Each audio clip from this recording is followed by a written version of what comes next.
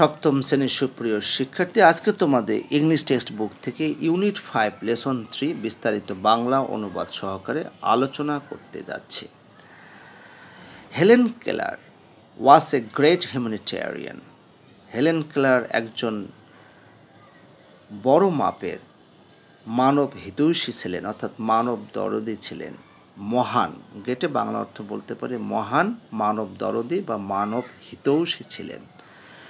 She cared deeply for the sick, injured and disabled people. তিনি অসুস্থ, sick, injured অর্থাৎ আহত, ডিসেবলড অর্থাৎ প্রতিবন্ধী, পিপল মানে মানুষ। তিনি অসুস্থ, আহত এবং প্রতিবন্ধী মানুষদের যত্ন সহকারে সেবা করতেন। The disabled people have physical or mental problems that limit their activities or senses. প্রতিবন্ধী মানুষদের শারীরিক অথবা মানসিক সমস্যা থাকে যেগুলো তাদের কর্মকাণ্ড বাধা দেয়, যেগুলো তাদের কর্মকাণ্ডে এবং তাদের যে ধ্যান ধারণা এটা সীমিত করে তোলে, অর্থাৎ তারা কর্মকাণ্ড এবং তারা সুস্থ চিন্তা করতে পারত না। Helen devoted her life to help them. Helen তার জীবনকে উৎসর্গ করেছিল তাদেরকে সাহায্য করার জন্য। হেল্প মানে হচ্ছে সাহায্য করা। Helen was born in 1880 in Alabama, USA. Helen United States of আমেরিকার অ্যালাবামাতে 1880 সালে জন্মগ্রহণ করেন।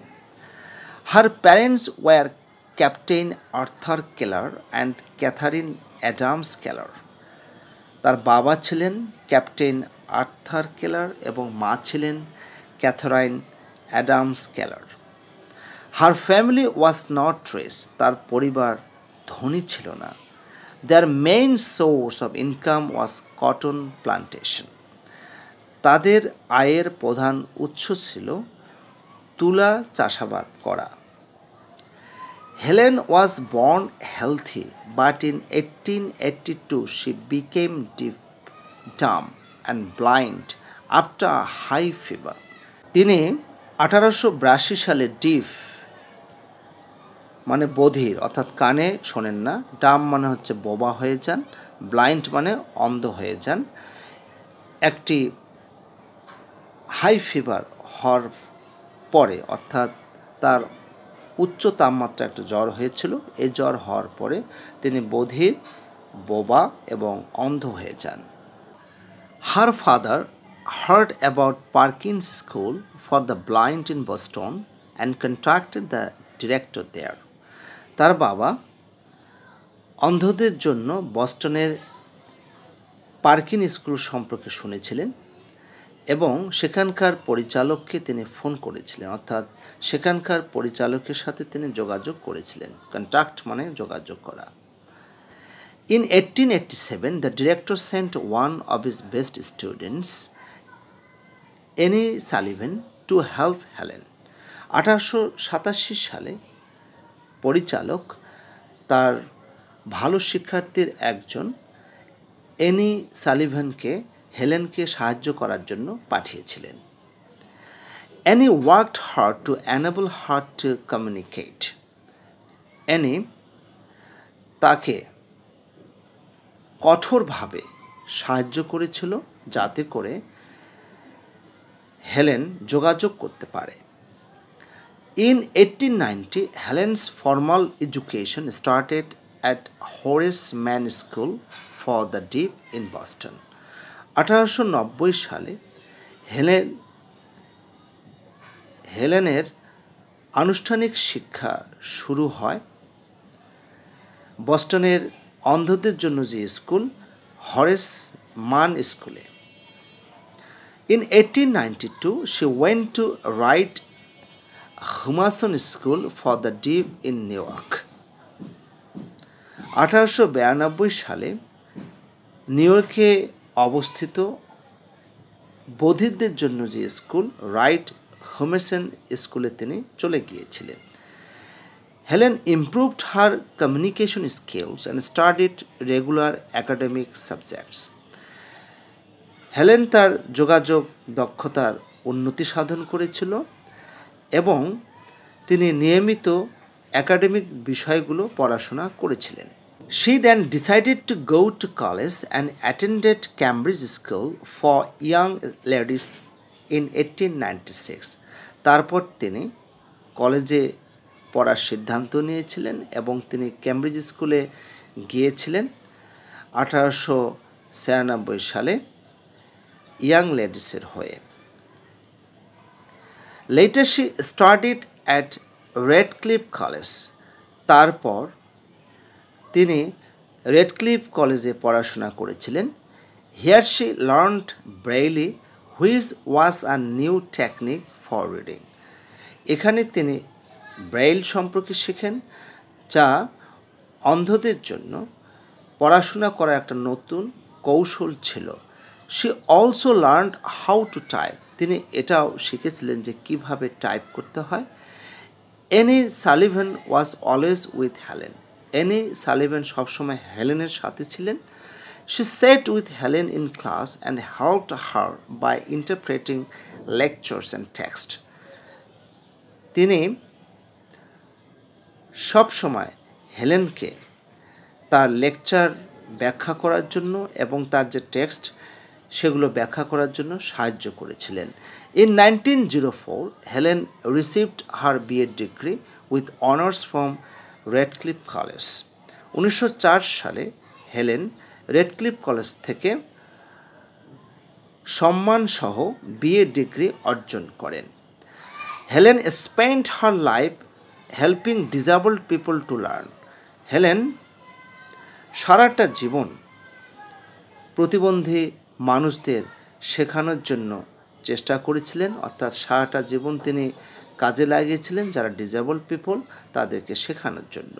She died on June 1, 1968. তিনি 1968 সালে জুন মাসের 1 তারিখে মৃত্যুবরণ করেন। সপ্তম শ্রেণীর সুপ্রিয় শিক্ষার্থী, তোমরা অবশ্যই পুরো টেক্সটটা বুঝতে পেরেছ। এখন আমরা কিছু শব্দের মিনিং ম্যাচ করি। প্রথমে আছে হিউম্যানিটেরিয়ান, যেটা অর্থ ছিল মানব হিতৈষী অর্থাৎ মানব দরদি। এটার সাথে মিলবে হচ্ছে making people suffering less and improving their living conditions. মানুষের দুঃখ কষ্টকে যারা লাঘব করেন এবং তাদের জীবনযাত্রা মান উন্নত করে তোলেন তাদেরকেই বলা হয় হিউম্যানিটেরিয়ান। এরপরে আছে ডিসেবলড। ডিসেবলডের সাথে মিলবে unable to use a part of the body easily or completely because of illness, injury etcetera.